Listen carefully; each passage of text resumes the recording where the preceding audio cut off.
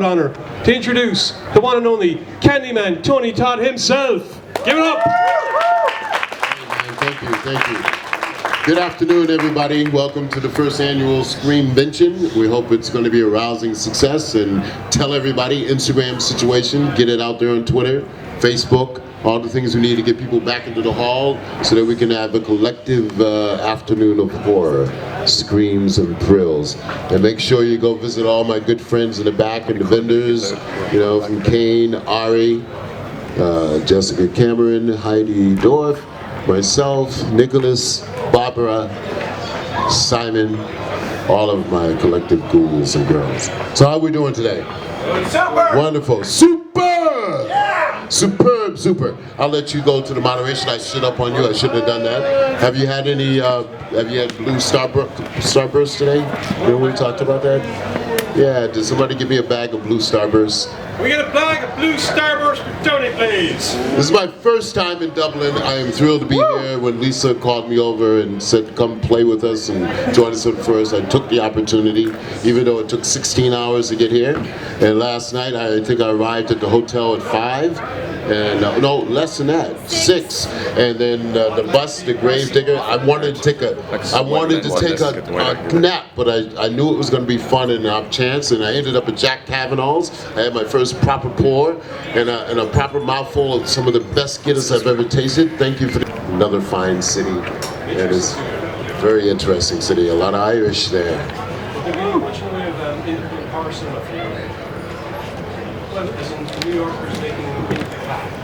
Would there be much in the way of independent cinema when it comes to horror in New York? Would there be a lot of lads going around making their own horror films, things like that, for conventions? Yeah, absolutely. In New York City, thank you. In New York City, there's so much drama happening in every street corner and every block. I mean, that's where Martin Scorsese started, you know. Perfect, that's good. You know, and Michael Cimino. So yeah, it's New York is a theater town and a musical town. And do you find it's much of a difference, we say, crowd-wise, the kind of people who come along to a convention in America compared to the kind of people that might come to a convention in England, Ireland, Europe?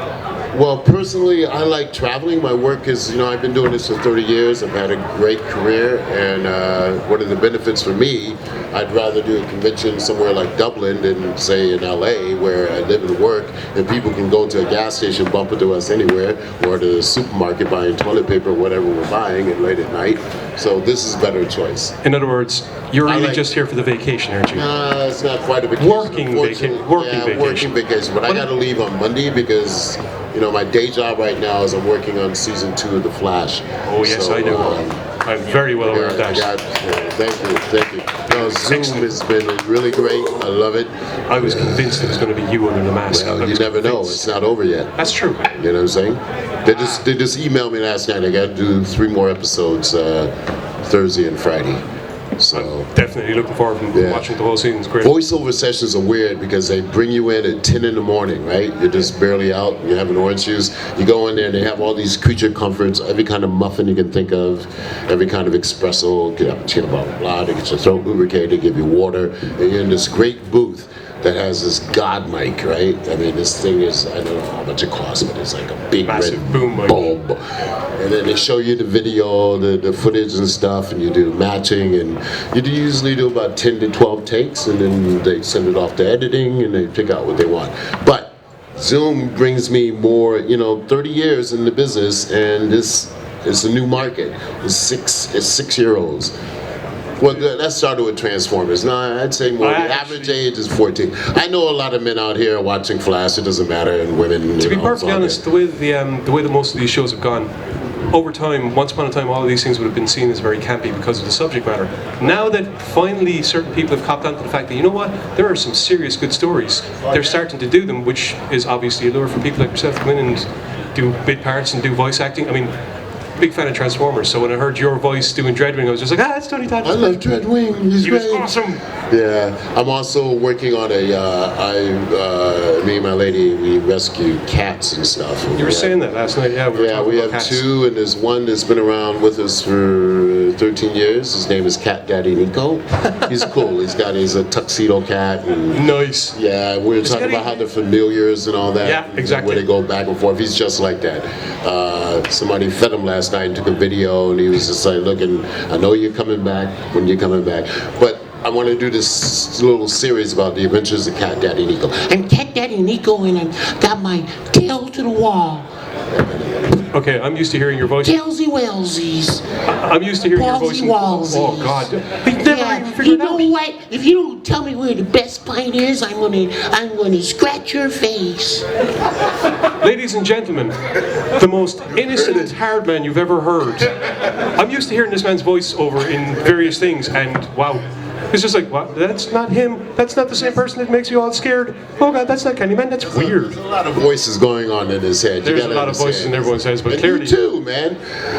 we're not going there. Ring around the rosy. Yes, pocket we had full a- of posies. We had a fantastic conversation about the bubonic plague last night. It was really, really quite relevant. Yes, I never related that simple nursery rhyme to the actual plague. I mean, when they taught it to us in America, we were chanting along, you know, ring around the rosy, pocket full of. We didn't realize the historical connotations. And here I am arriving after 100 years of the Great Uprising and stuff. I mean, I'm here right at the cusp of history. So thank you for inviting us. All right, I'm kind of running low on steam, so we'd like to open up. Running low on steam. Yes, because After I had all the libations you were doing last night on the bus, are you kidding me? When I mean low on steam, I mean inspirational for talking to you. He doesn't have any inspiration left. Well, it's that and the fact that nobody wants to hear me yap. They want to Oh, hear come you on. yap. I like having conversations. All right, fair enough. In that It's case, all good. is there any really good horror films coming up lately that you're going to be a part of? Bernard Rose and I, we teamed to do a version of Frankenstein, which if you Google has gotten all kinds of rave reviews from all the festival work that we've done. Just came out. It's at HMV now. And Is it a modern interpretation or a it's a classic? modern interpretation, but it's very close to the book. As a matter of fact, the monster is played by Xavier Samuels, brilliant young actor. So he narrates it with Mary Shelley's original work. And I play an updated version of the blind man he encounters. In this one, I play a blind homeless musician living on the streets of LA, and I sort of adopt my boy. We open with singing Mannish Boy by Muddy Waters, for the blues fans out here. And Dun, dun, dun, dun. so, that sounds like a film that you stick on. Nice bluesy soundtrack. Sit back, have a drink, have a smoke, enjoy the film. Ooh, yes. When's it coming out? Or do you know? What's coming out? When It's is out. It's out here. It's just got released on DVD. It's at HMV in Ireland and the UK. See, this is what Comes happens. out in LA in 2 weeks. Spend the week trying to prepare for something, you miss everything that's going on around It's you. all right. It's okay. You'll see it. It's going to be a cult classic. I mean, I don't like hyping myself too high. Like, you won't see me. It's all right. The So, I'm internet telling here is good. I'm sure I can find it somewhere fast. Absolutely. As I said, for a second, turn around. Questions, anybody? Thank you, Alec Vincent, for bringing us here, helping facilitate all that wherever you are. Open the mic up for questions. Anyone? Yes, Hang on. please.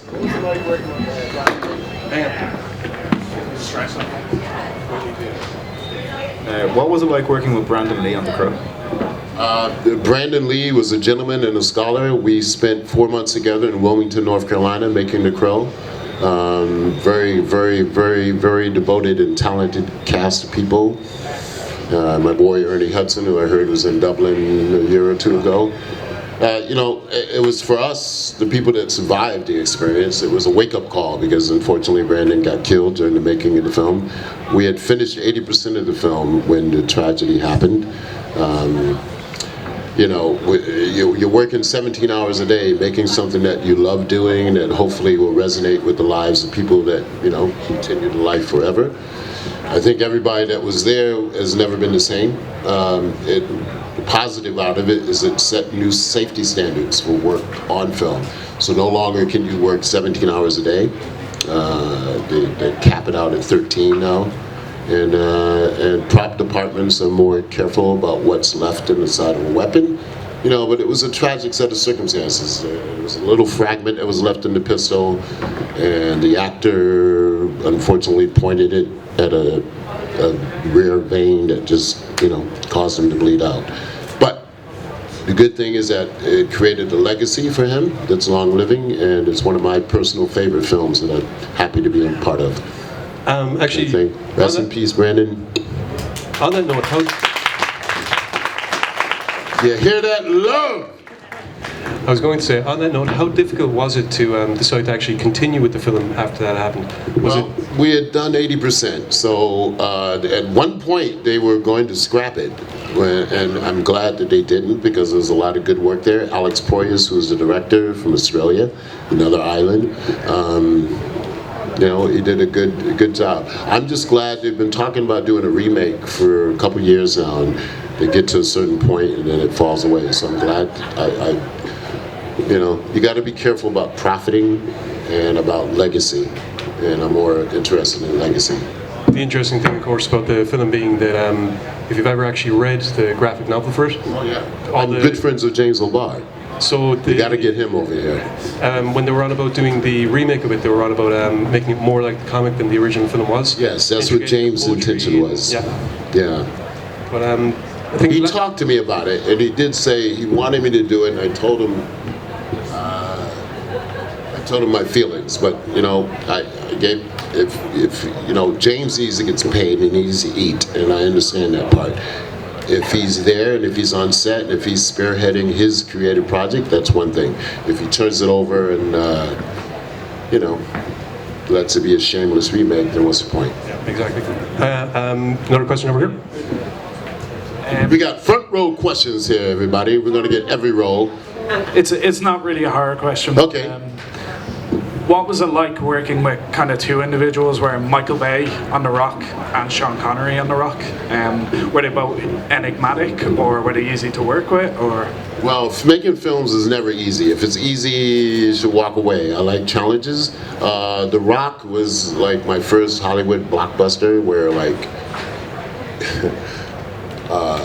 you know, we spent 6 months in San Francisco on the Rock, on the Alcatraz planet, and there was one day when we looked up and there was these two double bangers, two helicopters carrying a double banger, and it was a landing, right? And that was the moment that was Sir Sean Connery arriving, and that's when we knew we were on a legitimate Hollywood blockbuster. From that day on, our food level went up slightly because he brought his own caterer, Tony the Caterer, which if you Google him, you'll see. I mean, we're talking about choices. Great name. Yeah. Right. So what we've learned from that is, if you're going to work on a film, pray that Sean Connery turns up so that the food. Yeah, then you know that you're going to be. Sean's here. The food's getting better. Woohoo! Yeah. Personally, I think it was Michael Bay's best film. You know, pound for pound. And I had a great time. I got Ed Harris is a terrific actor with Irish roots, and it's just. It was a good time, man. We all had to wear girdles in that movie because of the food and, you know, being Navy SEALs and stuff. That was almost as difficult as being in Star Trek.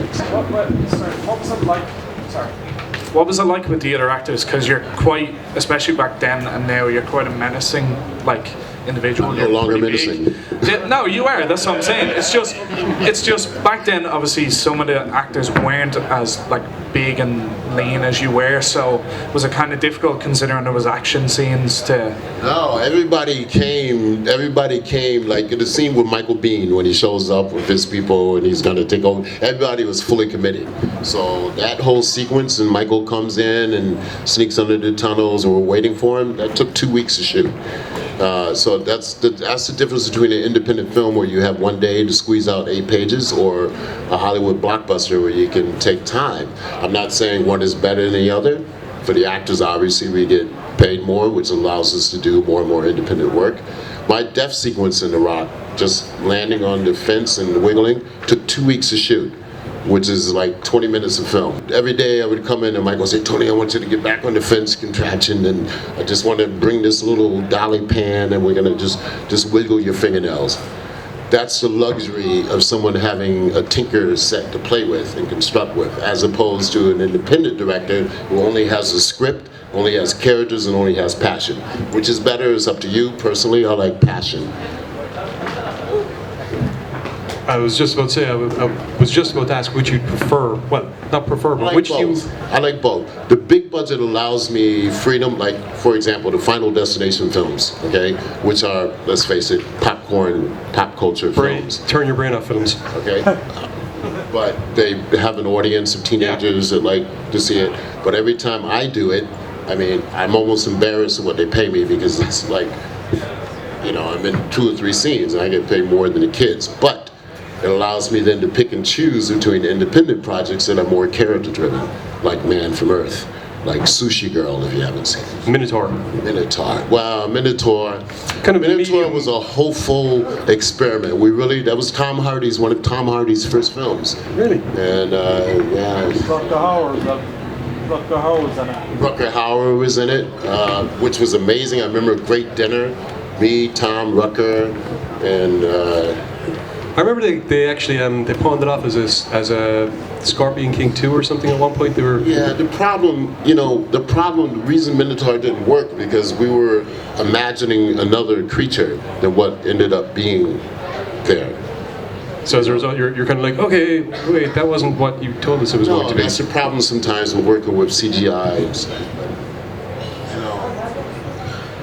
For yourself, you were saying the big budget films, kind of you do them, that gives you the opportunity to go off and do the more independent stuff. Things, or my first love, which is theater. That's where I came from. I have a master's in theater that I got from this wonderful school in Providence, Rhode Island, Trinity Rep Theater. And Have you been doing shows lately?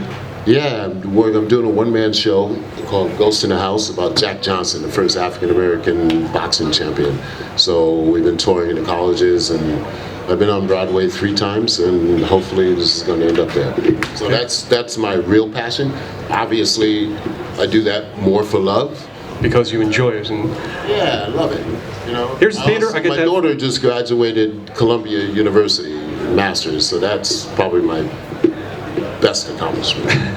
She accomplished it, but I supported her, so. You get to stand back and kind of go, yes, I made that. Yeah, that's my baby. Any other questions going around? Yeah. Out of all the TV shows, How are we today? I'm good, sir. Hello, Hungover. society. We had a Guinness last night. Yes, we did. We did, and a couple of questions or two. Not enough, unfortunately, but I'm going to ask you some more now. Okay. Out of all the TV shows you've done, what was your favourite to work on? I don't do a lot of TV. I mean, there's a body of work, but every year my agents, this time of the year, they get crazy because this is when all the pilots get cast. And this is the first year where I said, okay, send me something. I tested for 4 things, and didn't get it. Came in second on all of them, which I don't like. I'm very competitive. So that sort of proves my thing because I didn't ever want it to be a regular on television and be locked into the same character. I'm a chameleon. I like floating. I like going from different characters. But some of my favorite TV things have been X-Files. I was proud to be on that. The whole Star Trek experience. I got to be a Klingon. I noticed some Klingons in the building. And then, yeah, they've been. When you do guest star work, you can really pick and choose. So. You did an episode of Masters of Horror, Valerie on the Stairs. You wore a lot of makeup and that. How long? A lot of makeup. How long that did it took take? 7 hours every day. 7 hours to get all that prosthetics on, from head to toe, and the tail. And the one thing about, I love special effects because the good actors know that it helps you create the character. But they have to develop a system where the paint, the spray-on paint, isn't cold, particularly at 4 in the morning. Okay. Come on, because there's delicate parts of the body. You need to stop. How long did it Some take to things get are ready not as going to be Kern? on TV. How long did it take to get ready as Kern? Kern took, you thought I didn't understand what you were saying, didn't you? I'll say that question again. How long did it take what? We don't understand. How long did it take to get ready as Kern Klingon? I knew exactly what you meant. Kern took 5 hours. 5 hours, but it was fun. You're transforming into a Klingon, one of the most powerful beings on the planet. He gets to say great things like, shut up. Actually, to be honest, the part you played as They're Kurt. Irish, you know. Well, actually, yeah, they love to drink, love to fight. There you go. I can A see couple of that. headbutts, you know. Yeah. No, we don't want to be doing that. No. Not even after. Not enough alcohol for that. Did I see you were shortlisted on the potential for the new Star Trek series? No? You know, people keep asking me that. That's a rumor that's floating around the thing. I know Brian Fuller, who's the showrunner, and I know Nicholas Meyer, who just got hired to be a writer. And because you know people, everyone just assumes that you're going to get lumped into it? No, the good news is that they're bringing back the thing to television, but it's not fully going to be on television. It's going to be on CBS content. Well, so which I guess is the same thing. We were discussing last night some of the some of the different TV shows that have been coming out. We got onto the Daredevil series on Netflix. If you look at the way Luke Cage on Netflix also part of the same thing. But if you look, that kind of, it looks like they've kind of honed in on what the future is for as far as broadcasting, in that most people don't really watch television anymore. The whole medium has changed from when I used to do guest star stuff like once a month, and that slowed down because it's harder to keep up. But film is forever. Film is forever, man. So I think. Well, the way I see it, nobody's asked me to do a Vine video yet. 6 seconds. I think you need, beginning, middle, and end somehow, and character content. Congratulations. Resolution and conflict. I think you just volunteered yourself for something to be done over the course of the con. Somebody behind me? Not yet. Well, I already did one. I mean, we were talking last night on the bus. Yeah, that's true. That's true. That was a fantastic interview, actually. Yeah, it was. Is that posted already? Not yet. When is it going to be posted? After I leave? Next week. Next week, after I leave. After you leave. You're going to put it on my Twitter, right? Of course I will. Please. Thank you. And for those of you that don't know, I'm on Twitter at TonyTodd54. We appreciate following and following back. Any more questions from the audience, Rod? Come on. Come on. It's Saturday. I got one. It is Saturday, right? Last time I checked. Then again, last time I checked, it was Friday. Thank you. Look at all these vendors and fans and celebrities. Kane, you eating fish and chips, or did I give out a secret? Is there any movie you regret passing up not doing? Say you had the opportunity to do it and you declined and you left. You saw the movie when it was finished and said, should have done that. Yeah, there's unfortunately the movies that I, or at least passed up, or listen, I'm a loyal person, so when I'm committed to a project, I stay there. And there's been 2 times in my life when I was doing theater. I got to do theater with Athol Fugard, who won a Pulitzer Prize for his work out of South Africa, and I was doing that play, and they kept calling and saying, "We want to see you. You got to quit." And that was for the Green Mile, and that didn't happen. But rest in peace, Michael did it and put him on the map. Yeah. And then I was doing a Western, which is one of my, I grew up watching Westerns, called The Black Fox with Christopher Reeve, another gentleman that's gone. Well, it was going to be a TV series, and then he went off, had his accident, and that squelched that. But while we were shooting up in Calgary, Alberta, Canada, Quentin Tarantino kept calling and saying, "I gotta see him, I gotta see him," and that turned out to be Pulp Fiction. So, that's 2. But you know what? For everything, the least I'm thought of, which is worth more, and I have a lot of good friends who are actors, a lot of competitors, a lot of good people. And the one thing about the acting community, if you see somebody in the room, you say, "Okay, I know you're here, I got to step up my game." Whoever flavor is the most significant for that project is going to get that role. I mean, when Night of the Living Dead came about, there were a lot of people that wanted Ben, and I happened to win that. So you never know. What's yours is yours at the end of the day, and I think for all the actors out there, the role that's going to be for you is written in the wind, and you just, when the opportunity comes, you have to be prepared, you have to seize it, and you have to be it, and you have to own it. So. Is there any roles coming up at the moment that you know of that you're interested in? Hey, I know it keep coming back to, what are you going to be doing next? What are you going to be doing next? Yeah, no. Well, okay, I did a passion project last year with Stan Shaw and Beverly Todd and Michael Lerner for this director, Sidney Fury, who did things like Iron Eagle and Lady Sings the Blues. 82 years old, this guy. And he said, "This is a project I've written that I want you people to do," and we did it. And he had more energy than some of the 21-year-old grips and gaffers who were just kind of lazing through the day, because he knew what he wanted. He had vision, he had purpose, he had drive, all the things that are important for whatever you do in life. That movie is called Drive Me to Vegas and Mars, and it's sort of a dramedy that takes place in a Vegas casino that we're really probably played the head of security. But I'm neurotic. So let me get this straight. You're going to be playing somebody intimidating. Oh no, we never. Oh. No, I didn't say that. I said it's security. I was a neurotic Vegas security head. Yeah. But that doesn't mean that I'm like, just means that I'm, you know, I'm crazy, yes. So you get I'm torturing people, it's crazy. So you get I want what I want, you know, in that particular case. So it's not a stretch. It's not a stretch. Wait, no, this is more comedy, so you'll enjoy it. Sounds I good. think. Well, And there's some other things out there that are coming up, right? Soon. I'm the fastest man alive. We're gonna, you know, this whole cartoon thing. We're getting more and more calls for it. You'd be surprised. I got to do Dark Side and the Lego Bizarro World adventure things. So, you know, next time I get My Little Pony maybe coming next.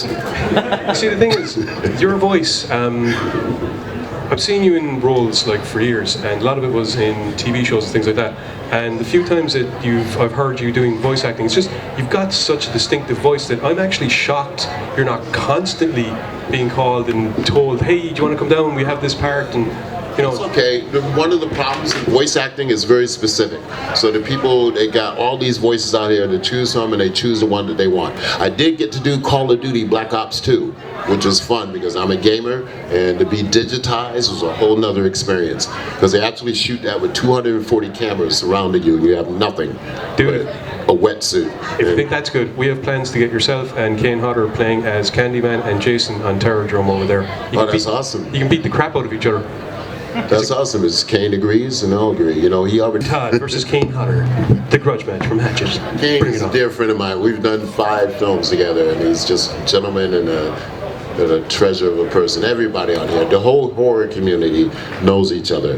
You guys got to have Tom Savini here next time because he's the king of vet facts. Yeah, we arrived on last night or the other day and talking to Alex Vincent, and it was kind of like, whoa, all of these guys really, it's just like you call one, and he'll call the next one, and the next one, and the next one, and the next one, and you just all seem to know each other and all shopping around together. Must be a handy little circuit. And most people are not like whatever their iconic situations are. They well, I can speak for myself, you know. I can't speak for everybody, but like we rescue cats and we garden and we cook. I'm a cook. That's what I do. That's my hobby. So far, you've all been the nicest, most politest bunch of homicidal maniacs I could ever meet. Barbie Wilde. Bug off. Nice. Barbie Wilde is a little bit scary. Barbie Wilde. Just because last night, the cutest voice you will ever hear in your life saying, I'm going to eat your soul. Yeah, she's great. She took a great picture of us too last night. It was wonderful on the bus. I remember bits of it. I do. I remember all of it, except when I had the Guinness. But I was much better. I loved it because it was authentic and I got a story behind it. And you actually managed to get a decent Guinness too. Yeah, it took me 20 minutes to pour it. And then I had to wait and then drink it in like 7 swallows. I still feel good. Yeah, that was impressive. We were convinced that you might be feeling a little bit under the weather this morning, all things being equal. So I even woke up earlier this morning and did a little writing. I'm working on a script that's right now called Providence. It's about small-time gangsters, and it's probably going to be my directing debut. So I got to do a little polishing this morning on that. Nice. Would you be doing much in the way of script writing, or is this your first endeavor in it? It's my first film directing. I've done directed plays. Well, what I mean is this your first time turning your head to writing a script, or? No. Actually, when I got my master's in writing, not acting. But when I moved to New York, I got my first acting gig in 2 weeks' time. So there was no lollygagging around, and then that just sort of sped. But I'm ready to write and direct now. See, now you're at the advantageous point where you are Tony Todd, known throughout the world as being Candyman, known for voice work everywhere. You could write a pile of crap and people would still buy it. Where I'm a very When I want something Oscar-worthy. That's my goal. What I mean is, as opposed to if you had started out in writing, you could have been spending years trying to get stuff done. Right. Now you kind of have that advantage of you are known. Now I'm not saying you're going to, whatever you write, it'll probably be worth reading. But the added notion of having the celebrity behind it would help so much more than if you had tried to start out as a writer. Possibly, but you know, I could have directed 5 years ago if I wanted to direct a horror film per se, but that's not what I want my debut to be. I want a character-driven, something based in the human condition. So let me do that first, and then I'll get around to doing a horror film that will absolutely terrify everybody, because I know every single camera angle in the book. I've just had a vision of a remake of Candyman directed by Candyman. I'm not saying it had happened, I'm just saying I just had a vision of it. You have a lot of visions, man. Was that something to do with that flask last night? I was actually just about to say it, yeah. What is that called again? Pachine. Thank you. Pachine. I remember some things. Pachine. It's illegal. It is illegal. He was like walking on his hands going down the bus by the end of it. I was not. Okay. I slipped and that's how I steadied myself. It was fine. It's just as long as you steady yourself. Yeah, well, that's what the God's created. Welcome to Screamvention. Thank you. Look at everybody. We got some more questions here, people. Anyone? Oh. All the way over the other side. Tony, what was it like working with someone who's grown up in the horror industry of Danielle Harris? Was she completely professional and still the same as when she was, for instance, in the original Halloween, to the way she was acting in Hatchet? Danielle is a powerhouse. Danielle Harris and I did Hatchet 1, Hatchet 2 together. She was a replacement for the 2, but she jumped in it with full force and fervor, and then we also have a small connection because I've worked with 3 of her ex-boyfriends, right? So she's married now and she's happy, and I'm really glad for her. She's also in a movie that we shot 3 years ago that's finally coming out called Requiem, where I play a priest who's a master of exorcism, and then he finally meets a church that won't let him forget. So she's in that, and I'm in it, and it's an independent horror film.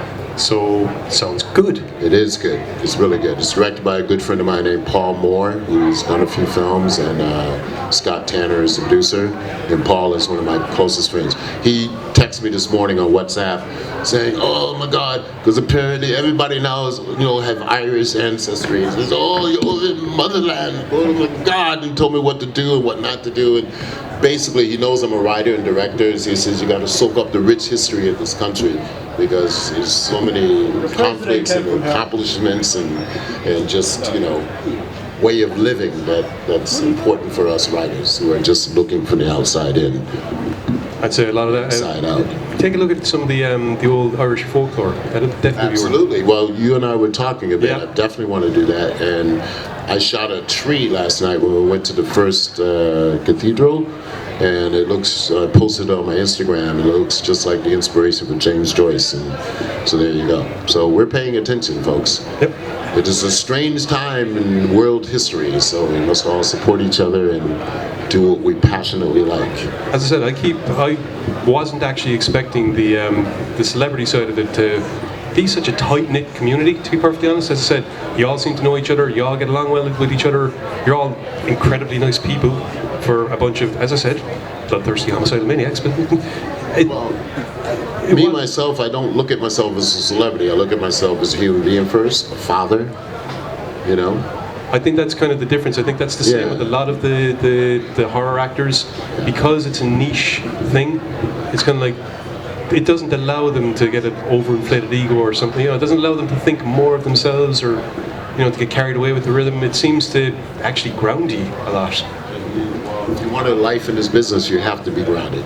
You can't burn too many bridges. You gotta, any advice to young actors and directors, you have to form a relationship like John Huston and Humphrey Bogart.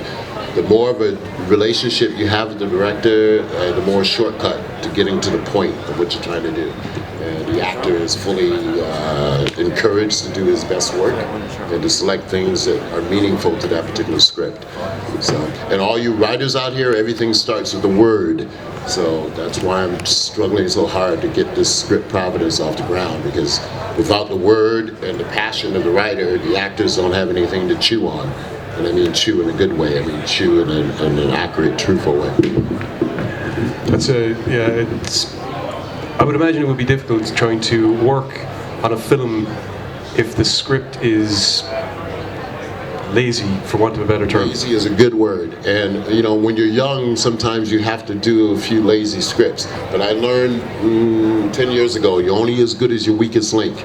So if you have any, nowadays, you know, I do have a little bit of casting approval, so you have to, when I mean that, I don't want anybody showing up on the set who's lazy or is just phoning something in. I want somebody who wants to give 110% so that I can give 110%, so that we can tell the story that the writer intended to be told, whether it's horror, drama, comedy, whatever. Just to make sure that everyone's on board and everyone's going in the same on direction. board and everybody's having fun. This isn't chosen, this is a gift. You know, and I'm honored. I grew up a single kid. I was rescued by my aunt who took me under her wings at 3, providing me with unconditional love. Any other questions? Who I grew up with aren't here anymore. So whether that's because I got into a profession that saved my life and allowed me to be passionate about what I do, I don't know. What's to say? Was there a moment where perhaps you might not have gone into this profession, where you might have gone a completely different path? Briefly, if I wasn't an actor, I'd be a teacher. That's, you know, and I did teach for 2 years right after I got out of my master's program, and it was some of the best years of my life. Because I remember when I was in like the 10th grade in high school, there was an English teacher that gave, because I had a growth spurt and I had a voice change at the same time. I went from talking like this to boom, but I was uncoordinated. I couldn't walk down the hallway without tripping, or I literally would hit my head. I'd ask a girl for like an apple, and you want a smackle? I was like, you know, like not right. And this English teacher said, you know, I got a gift for you. And she gave me a copy of Shakespeare's The Tempest. And I went home, and it was like I had been reading comic books. It was, for me, it was like a living kaleidoscope comic book. And from that moment, I knew, oh my God, I have to live to be able to bring these characters to life. I told my aunt, I said, this is what I want to do. She thought I'd be a lawyer or something, and she just, you know, she didn't question it. She said, as long as you're happy. And that was it. You gotta have somebody to tell you to make you be happy constantly. Any other questions out there?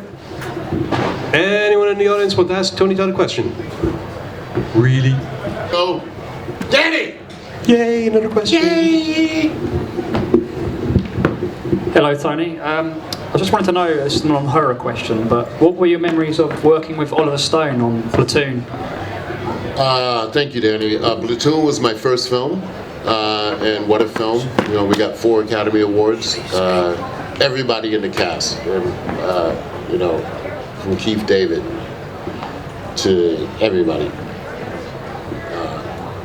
It was just, they airdropped us in the Philippines, and they put us through three weeks of boot camp. It was a real deal. With like, I was a sergeant, so I got off a little easier, but I knew when the attacks were coming, but that's it. And I also was in charge of the food that they gave us, the MREs. But I saw grown men cry. Forrest Whitaker is a great friend of mine. I woke up one morning and he was crying. It was great. It was a life-changing environment. What a way to go into the film business. Oliver Stone is a genius, and thank you for telling me about that documentary, Viz. What's the name of it again? The Untold History of the United States. The Untold History, which is what kind of is going on right now in our political process. We'll see what happens. Do we even want to know who you plan on voting for? No, never mind, it's all up to you. Never mind. No, it's all good. I know who I'm not voting for. Okie dokie. Any other questions out there from the audience? Come on, we're here. This is one time only. Don't have me coming up here tomorrow. Who knows where I'm going to be tonight? Where am I tonight? It all depends. Are you still drinking with us? That's what I'm told. I have to ask, is there a future in Candyman? Will it be back? Will you go back to it? Can you stop a reboot? I can't stop a reboot. Even Clive can't. Look, Clive Barker, the author, he can't stop a reboot. We don't know. One of the reasons it hasn't been made now is because it's owned by 3 different entities who won't speak to each other, in spite of the fact that the fans clamor and constantly ask for it. Maybe it'll come back as an animated cartoon show, and then I'll get work as a voiceover actor. See, I really think voice acting might be a really good, handy paycheck for you. As I said, you have a voice that is recognisable to say the least. I mean, it really is a standout voice when it comes down to the voice acting part. Sometimes that gets in your way because like I don't do commercials. I did one commercial in my life for Taco Bell. Yo quiero Taco Bell. And I can't sell something that I don't believe in. So, and a lot of times voices are for products. So I don't drive a Kia, so I'm not going to try to tell you to buy one. I like fast cars. Fair enough. I was actually thinking more along the lines of more cartoons, video games. You thought I'd drive a cartoon car? No, I meant for the voice acting. Oh, voice acting, yeah. Well, I told you, The Adventures of Cat Daddy Nico. Yeah. That's going to be my cartoon foray. And you remember, there used to be a series called Top Cat. Yes. That was very cool. Top Cat was brilliant. Top Cat, the most brilliant leader of us all. He's the most with cat. You realise we're probably going to end up singing that later, right? Oh, TC. No, I want to, I just want to do a lot of things. I want to do an audio cookbook because I cook. I do a lot of burning, man. Burning or cooking? Burning. I mean, burning is a euphemism for cooking. Burning, putting it down on the grill, make it something that you can't get away from. In Ireland, burning isn't a euphemism for you fucked up the cooking. Not for my fault. I don't fuck up. Well, lucky you. I fuck up all the time, which is why I'm not. When you're trying to make a souffle or a torte, it takes like 8 eggs and 7 egg whites. If you don't do what you're supposed to do, it's gonna fall. Do it right. Do it right or don't do it. That's why I don't do it, because I wouldn't do it right. But I know you love to eat. Depending on food. Or drink, whichever comes first. Drink. Definitely drink. Turning around, anyone else in the crowd? Questions? Oh, back over to Will. Nobody in the back. Anyone in the back? You were telling me last night, Ben, when you played Ben in the Night of the Living Dead remake, that's a role you were really proud of because you're stepping into Dwayne Jones' footsteps, and that wasn't an easy task. Recently, you did an animated, is it a sequel or a remake of Night of the Living Dead? You played Ben again. Yeah, it's a futuristic version. I haven't seen that, and I'm a little. Yeah, it's not out yet. Huh? It's not out yet. It's not out here. It's out in the States on Amazon, but I'm not going to buy it because I did it, and they should give it to me. Oh, yeah. It's one of my things. Definitely. Yeah. So we'll see what happens. I know Jessica Cameron helped us out with the promo.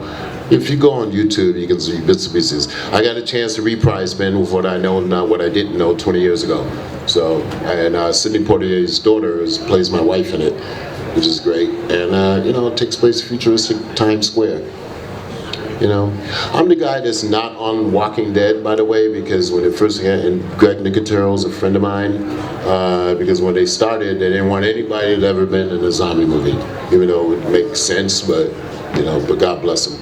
I just auditioned for a new AMC series called The Preacher. Woo! Yeah, I didn't get it. Yeah, they brought me in for the cowboy character. And I didn't get it. I thought it was going to be a lot, but that's the thing about this business. When the guy tells you, when you go to the casino, he says, "Bet on the red. You can't miss. Bet on the red. Put everything you got in your pocket on the red." Sure as you know, 00. Do you watch a lot of TV? I'm more of a movie guy. You should see my video collection. I mean, yes, I still have Blu-rays and stuff, but in this age of downloading, everything's available, but I like hard copies. So I have so much stuff that I'm developing my garage into my video library thing, and when I'm kicked out the house, you'll find me in the garage, looking at my old thing and playing my pinball machine. I collect ancient pinball machines. So. Do you have any props from Candyman left over that you kept? Yeah. There's a coat. Framed. There's a coat. There's a pair of shoes. You got the hook? Yeah. Awesome. Yeah, but you should see Tom Savini's house. I think I was telling you this last night. He lives in Pittsburgh, and he's in the house that he grew up in. And in his garage, he's got an original mold cast of every monster that's ever been created. From Robbie the Robot in Forbidden Planet, to the creature from the Black Lagoon, to the original Frankenstein mold. And I said to him, I don't know why you don't drink anymore, because if you were to stumble in his garage, like have an attack like you did last night. A minor slip. It'd be a slip of the tongue. It's a different slip.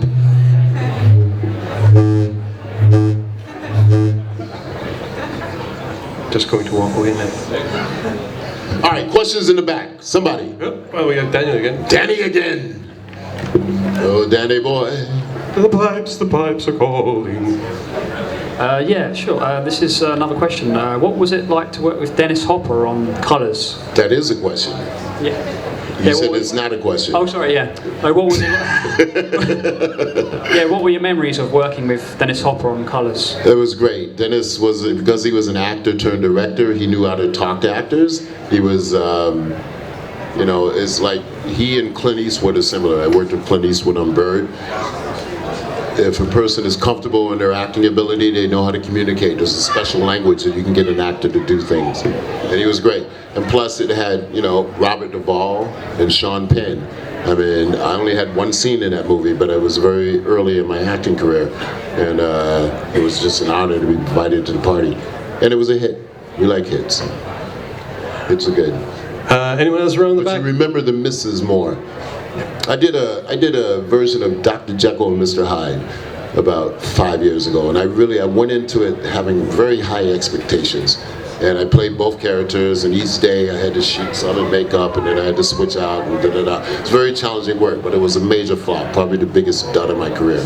But I'll never forget it. You'll never forget John Beekler was director, if you want to go try to find it. You'll never forget it because it was a flop, or because you enjoyed yourself? Because it didn't work. So therefore, I want to learn from the experience. Yeah, I learned a lot. That was when I learned you're only as good as your weakest link. And if throughout your career, you said it yourself, some of the films that you've done, they've been very successful, other ones not so much. Do you find that you learn more from the ones that aren't successful than you do from the ones that do succeed? Definitely learn more from the ones that aren't successful, if you're smart, because then you'll try to, it gets easier as you get older. More experience. Yeah, but the problem is that the roles that you could have done when you were 30, 35 are past you, so you just have to figure out how to read. That's why this Providence movie is so close to me, because I'm also going to be acting in it. That's one of the reasons I can raise the money. So, all right.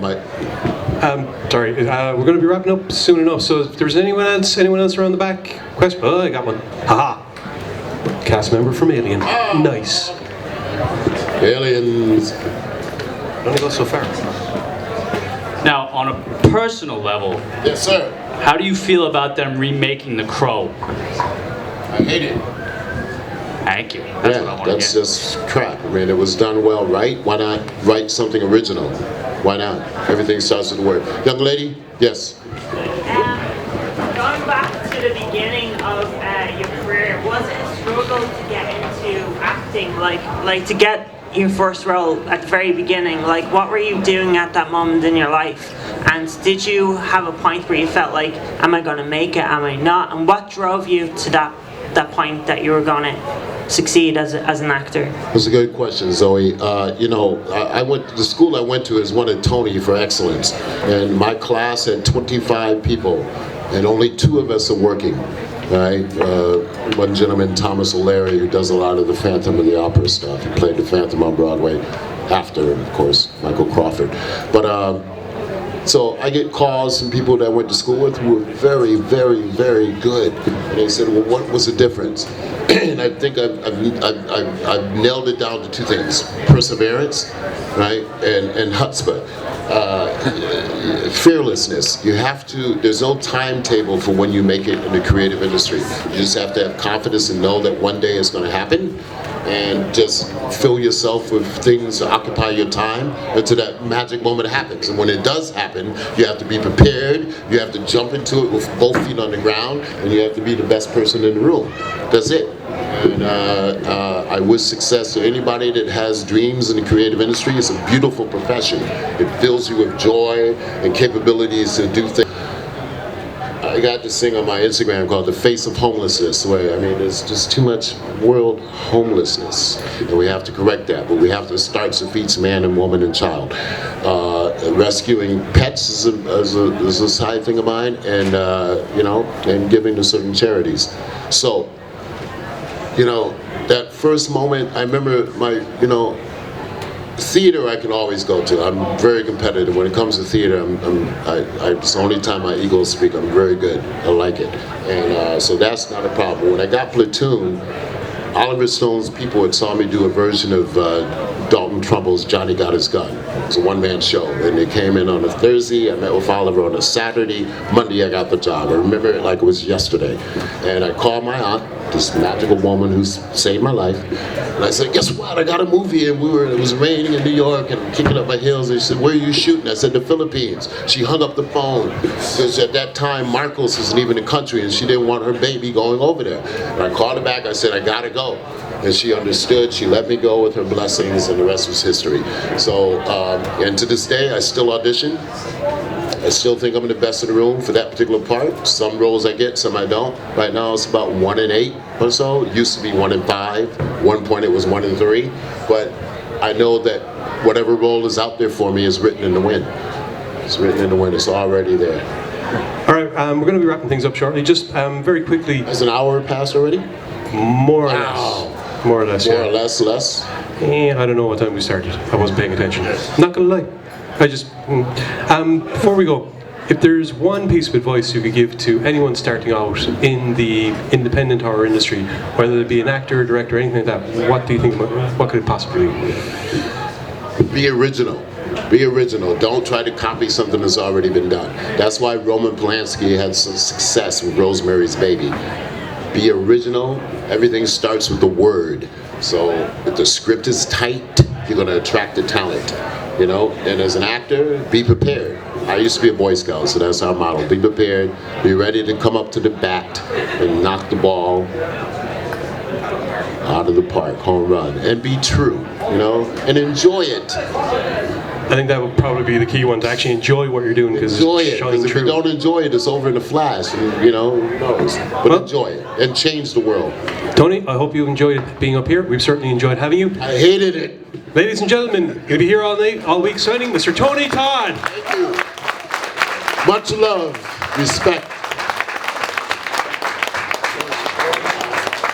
Thank you, Sam. We now return you to your regularly scheduled At this table, convention. the celebrities and stuff, we're here today and tomorrow, and